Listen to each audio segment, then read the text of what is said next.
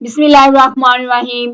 مکہ سے کچھ فاصلے پر یہودیوں کا ایک بہت بڑا عالم رہتا تھا، جس کا نام مختلف تاریخی کتابوں میں عیس بن یرجیس بتایا گیا۔ وہ ایک جانا مانا عالم تھا اور مستقبل میں ہونے والے واقعات کی پیش گوئی کرتا تھا۔ عیس بن یرجیس جب بھی مکہ میں جاتا تو قریش مکہ کو آگاہ کرتا کہ جلد تم میں سے ایک بچہ پیدا ہونے والا ہے جس کی پیروی سارے عرب پر لازم ہوگی۔ تمام قبائل مکہ اس کے سامنے پست تصور ہوں گے۔ وہ نہ صرف عرب پر حکمران ہوگا بلکہ وہ مجموعی لوگوں کے دلوں کی دھڑکن بن جائے گا۔ اور اے مکہ والو، جب وہ پیدا ہوگا تو اس کے کندھوں کے درمیان مہر نبوت ہوگی اور وہ بچہ پیدائش کے 3 دن تک سخت تکلیف میں رہے گا۔ جب وہ اعلان نبوت کرے گا تو تم سب پر اس کی پیروی لازم ہوگی، اور جو پیروی نہ کرے گا وہ اپنے مقصد اور آرزو میں ناکام ہو جائے گا۔ کامیابی کا راز ہی یہ ہوگا کہ اس کی نبوت پر ایمان لایا جائے۔ عیس بن یرجیس جب بھی مکہ آتا تو نئے پیدا ہونے والے تمام بچوں کو دیکھ کر واپس لوٹ جاتا۔ آہستہ آہستہ اس بات کی اس قدر شہرت ہو گئی کہ مکہ والوں کے گھر جب کوئی بچہ پیدا ہوتا تو وہ اس کو لے کر مکہ کی سرحد پر عیس بن یرجیس کے پاس چلے جاتے، شاید انہی کا بچہ وہ مبارک بچہ بن جائے۔ کہ حضرت عبداللہ بن مطلب بھی اپنے پیدا ہونے والے پوتے کو لے کر اس یہودی عالم عیس کے پاس تشریف لے گئے۔ اس یہودی کے ساتھ حضرت عبداللہ مطلب کی کیا کیا باتیں ہوئیں۔ وہ یہودی یہ کیوں کہتا تھا کہ وہ بچہ جب پیدا ہوگا تو 3 دن تک سخت تکلیف میں رہے گا۔ جب 570 کے ربیع الاول کے مبارک مہینے کی خوبصورت رات کے پچھلے پہر نبی آخر الزمان محبوب رحمت کائنات حضرت محمد صلی اللہ علیہ وسلم اس دنیا میں تشریف لائے، حضرت عبداللہ مطلب نے بچے کو گود میں لیا اور فرمانے لگے، میرا یہ بیٹا بڑی شان والا ہوگا۔ ایسا ہی ہوا۔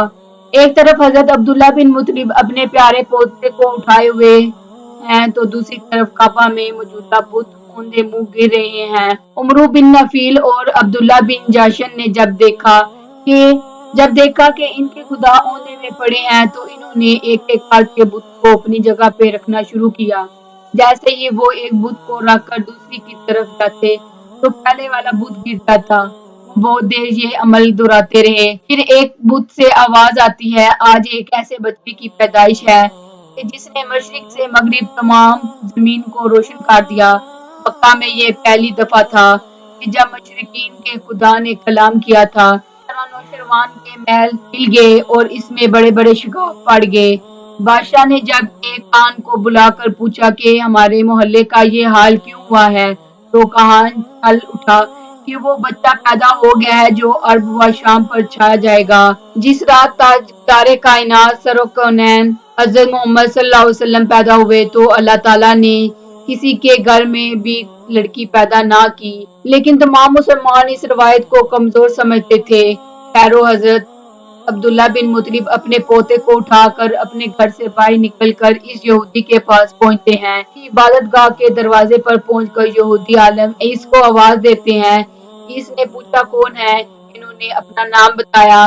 پھر عیس سے پوچھا تم اس بچے کے بارے میں کیا کہتے ہو؟ یہودی عالم بچے کو بغور دیکھنے کے بعد یہاں تک کہ حضور صلی اللہ علیہ وسلم کی کمر مبارک پر 2 شانوں کے درمیان مہر نبوت دیکھ کر کہنے لگا، ہاں تم ہی اس کے باپ ہو سکتے ہو۔ بے شک وہ بچہ پیدا ہو گیا ہے۔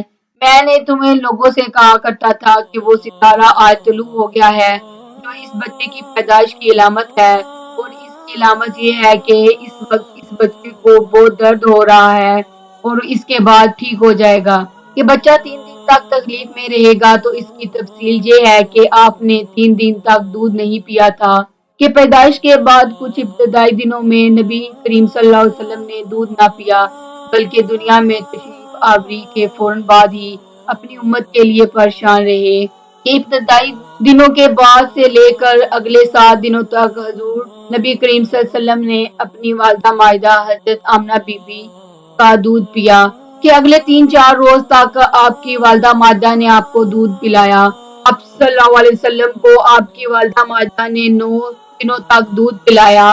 یہودی نے جو یہ کہا تھا کہ ہاں آپ ہی اس کے باپ ہو سکتے ہیں، اس سے مراد ہے کہ عرب میں دادا کو بھی باپ کہہ دیا جاتا تھا۔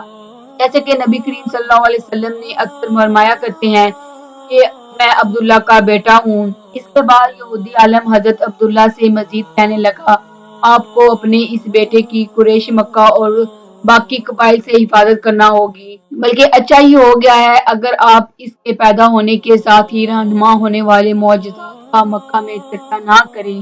حضرت عبداللہ نے پوچھا، کون سے معجزات؟ تو یہودی عالم کہنے لگا، ایک تو خود ابھی آپ دیکھ کر آئے ہیں کہ اس بچے کی پیدائش کی رات کوئی بت کھڑا نہیں رہ سکتا۔ اس کے علاوہ باقی معجزات کا ذکر آپ سے آپ کے بیٹے عبداللہ کی بیوی حضرت آمنہ کریں گی، یعنی سب سے بہتر تو یہی ہے کہ آپ کسی کو کچھ نہ بتائیں، ورنہ لوگ اس بچے سے زبردست حسد کریں گے، اتنا حسد کریں گے کہ آج تک کسی نے نہیں کیا، اور اس کی اس قدر سخت مخالفت ہوگی کہ دنیا میں کسی اور کی اتنی مخالفت نہیں ہوئی ہوگی۔ پوتے کے متعلق یہ بات سن کر حضرت عبداللہ نے عیسیٰ سے پوچھا، اس بچے کی عمر کتنی ہوگی؟ یہودی نے اس سوال کے جواب میں کہا، اگر اس بچے کی عمر طبی ہوئی تو بھی 70 سال تک نہیں ہوگی، بلکہ اس سے پہلے ہی 61 یا 63 سال کی عمر میں وفات ہو جائے گی، اور اس کی امت کی اوسط عمر بھی اتنی ہی ہوگی۔ حضرت عبداللہ مطلب نے پوچھا کہ آپ کو یہ معلومات کہاں سے ملی؟